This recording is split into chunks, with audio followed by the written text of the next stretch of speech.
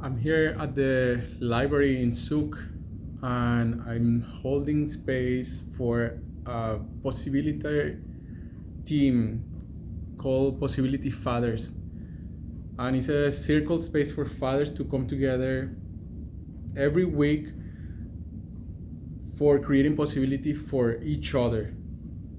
It's a space of discovery and of vulnerability and a space of creation. There is creativity is one of the principles that rule this space. And as I'm here waiting, there is fathers that have been interested, and I'm holding space with another father for this group. And it's like, okay, we are 3 4 minutes past the time when we're supposed to start, and I started making a video because the space for me it has started. The space for me it has begun at 7 o'clock. I committed to start this space, to close the doors at 7, or at least to start like create that seal space. The spaceship is taking off at 7, and I feel scared because anybody could come in at any moment, and then I am in this position of discovering, like, okay, what is the kind of space that I'm holding? How can I hold space of clarity without offending others? And how can I hold a space of clarity being okay with that others are gonna feel offended? And then wondering, okay, like, where are the people? Where are the fathers? And where are the fathers that have the necessity to meet with other fathers and be in a space of connection, on a space of sharing, and most of all is in a space of necessity. Possibility comes when there is necessity. If there is no necessity, no matter how many possibilities you throw out there, it doesn't have a place for the possibility to land. So the thing that pulls possibility and that kind of like creates possibility is the necessity that is there originally. And when necessity might be a difficult thing for fathers and for some people to access necessity, because we're so much focused in the necessity of others, or you are so much focused on having to serve others that there is not enough time for you, or that nobody cares about your necessity because that's the evidence that you have been given since you were born, or that's the evidence that you gathered when you were growing up at your parents' house, that you are not important enough. And then this conditioning, it blocks, it creates like a layer around your authentic necessity, and it becomes like a mirror, or necessity becomes like a survival scanner, that you're scanning constantly what should be my necessity, or what is my necessity supposed to be, or what is my necessity with you. And the personal necessity, this necessity that it got blocked, it's almost like it only has access when you get home, when you take your clothes off, and when you close the bedroom, and now you're in your privacy, and now there is space for your necessity. And it might not be like this for everyone, and I'm speaking when I'm scanning my own necessity, my access to necessity, and this is kind of my relating with it, that I decided that I don't have enough space, that there is not enough space for my necessity because other people don't care about it, it's not important, or other people's necessities are more important, or if I have necessities, then I'm not of value, and if I'm not of value, then I am worthless. And And this is so important because if I'm blocking access to necessity, if you're blocking access to your necessity, your authentic necessity of this very moment, this necessity that you have right now, it doesn't allow access for possibility. It essentially is blocking that until other possibilities, until you're in your privacy, or until the necessity becomes so big that it just explodes, or it becomes this like, I need, like a super big need. And then this happens, for example, when in my looking for housing. In the past, I've been looking for housing, for a place, a shelter, like an actual shelter to live on. And I've been waiting and waiting, not, almost like postponing that, putting other necessities that are not that on the front, and neglecting this bigger necessity of finding a shelter, creating a place of living for myself. And then it reaches this point where it burns me, or it becomes so big, the necessity, that I don't have any possibilities. The necessity is so big that now I need a lot of time, I need a lot of money, I need a lot of connections and these other things, and there's no access to real possibility. And what I want to say with this is that that's one of the consequences of not being in connection with my current necessity. And it sucks. It's like living life with blinders on. Like, I'm not seeing life, and it's like, I'm not gonna let other people see me, because if they see me for real, then they're gonna see who I am, and they're gonna see that I'm worthless. They're gonna see that I have these weird necessities, and I'm gonna not show my necessities, because it's gonna show that I'm weird, or it's gonna show that they're gonna think that I am a pervert, or they're gonna think this thing about me. And it's the journey of going deeper and deeper to being in contact with necessity, which opens up a more clear pathway to possibility. If you're in touch with your necessity, to knowing like, I need a shelter, or I need a place to live, and this is like my biggest necessity. I need a place to live, and I'm not finding a place to live.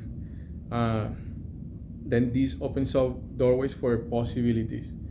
But if I am blocking that big necessity and saying, oh, my necessity is to, like, what would it be? My necessity is to hold space for healing and transformation for others, then I'm gonna say, this one is really nice, like, oh, I'm holding space for healing and transformation, so I'm a good guy, and I'm gonna be seen as good, and then I'm gonna be liked, and then maybe it leads to me having a shelter in the future, or maybe it leads to me resenting the world because I'm a nice guy, but the world doesn't give me a shelter. So if I'm blocking this big necessity of having a shelter, I'm putting this other necessity of I want to hold space for healing and transformation for others, then this other necessity starts growing up in the background, and is kind of like a foundational necessity. It's a bigger necessity than this one, which is a more like a higher necessity, or a necessity that is not so much at the foundation level. It's more out of the ego or something like that, or so then if I'm doing that, then this other necessity starts growing bigger and bigger, and I'm actually not getting that necessity fulfilled. So every time I go to my home, I'm in my private space, then I have the pain of this necessity. I got fulfilled some of this more shallow necessity, but this other necessity, it got unfulfilled. So necessity and possibility, they come hand in hand.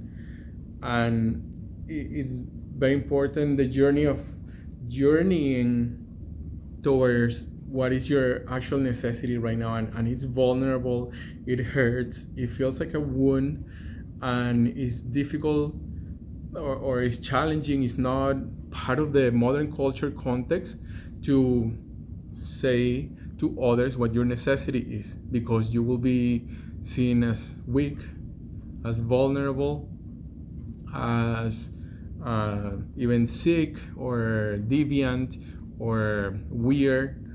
And then it will reveal, your necessity will reveal something about yourself, that it will change you. So your necessity, another thing that I want to say is that your necessity is a superpower, and it's actually something that has the power to transform the space. It has the power to move the space and to transform, and to bring in possibilities.